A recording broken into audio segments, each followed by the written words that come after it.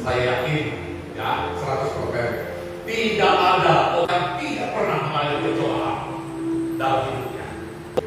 Nah, dikatakan dalam Nasibah Yesus berpuasa 40 hari 40 malam. Bagi iblis ini satu situasi yang sangat menguntungkan untuk menjatuhkan Tuhan Yesus.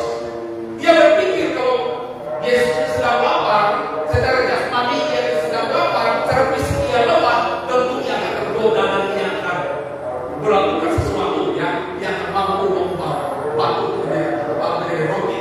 Dan yang menarik dari nas ini bahwa yang terkasih dalam Tuhan dikatakan Yesus tidak melakukan itu. Ada tertulis manusia itu bukan dari roti saja, tapi dari setiap firman yang keluar dari mulut Allah.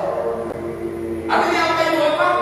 Bahwa manusia tidak hanya hidup dari roti, atau kalau kita konteks itu dari makan saja, dari nasi saja, tapi dari setiap firman yang keluar dari mulut Allah yang menimbulkan, yang menguatkan, yang memampukan kita melewati yang lapar secara jasmani kita, tapi kita dipuaskan secara rohani kita. Yang membawa Yesus ke kota suci dan berapa hubungan baik Allah, dan dia mengatakan kalau kamu benar ada Allah, jatuhkan diri di bawah. Karena kami yakin, kata iblis ya, pasti ada mereka Tuhan yang akan menyambut kaki itu yang akan terantuk ke tanah. Ya. Tapi apa kata Yesus dalam konteks kita? Ada pada tulis dalam kau mencobai hukuman Allahmu. Ya. Kalau ibu terkasih, Yesus taat dari Allah. Dia tahu bahwa Allah mengasihinya, dia tahu bahwa Allah akan bertindak untuknya, tapi dia sadar bahwa dia tidak akan mampu melewati kekuasaan Allah yang saat ini. Iblis tidak lebih bawah Allah ke atas gunung atau bukit yang sangat tinggi, diperlihatkan kekayaan dunia, kerajaan dunia. Kalau kamu tunduk kepada Aku, Aku akan memberikan seluruhnya, semua kerajaan dunia ini kepadamu. Bagi iblis, Yesus akan terkecoh dengan hal itu. Tetapi dia tidak tahu bahwa Yesus adalah Tuhan, ya, yang berkuasa. Dan Tuhan mampu melakukan sesuatu yang luar biasa bagi Tuhan ini. Ya, sudah dikatakan oleh Tuhan Yesus dalam nas kita hari ini.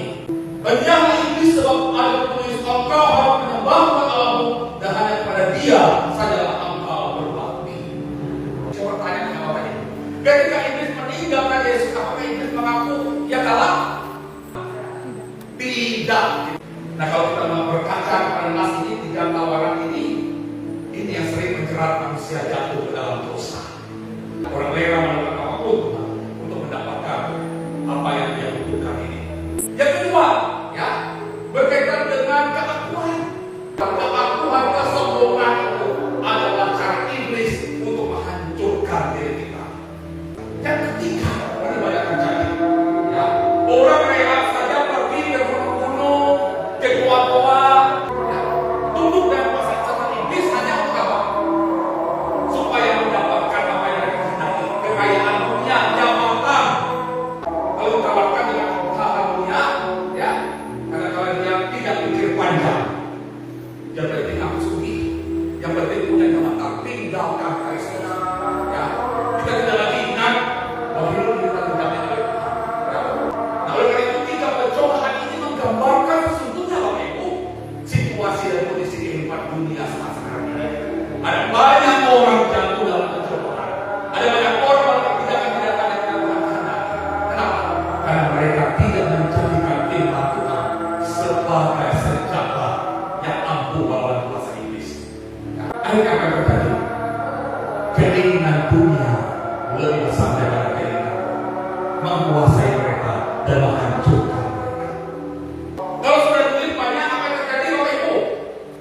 Kata iblis, Regi ayo udah ketawa guna. Akhirnya apa yang terjadi? Ada yang disebut bir. Apa itu bir? Wanita idaman lain. Bir, pria idaman lain. Narkoba.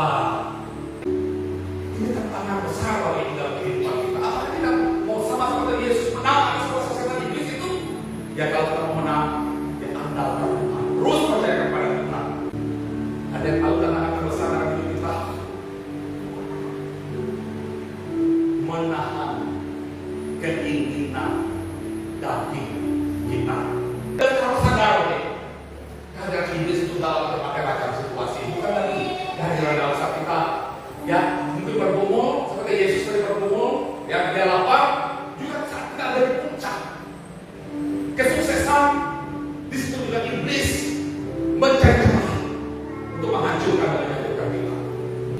firman Tuhan hari ini.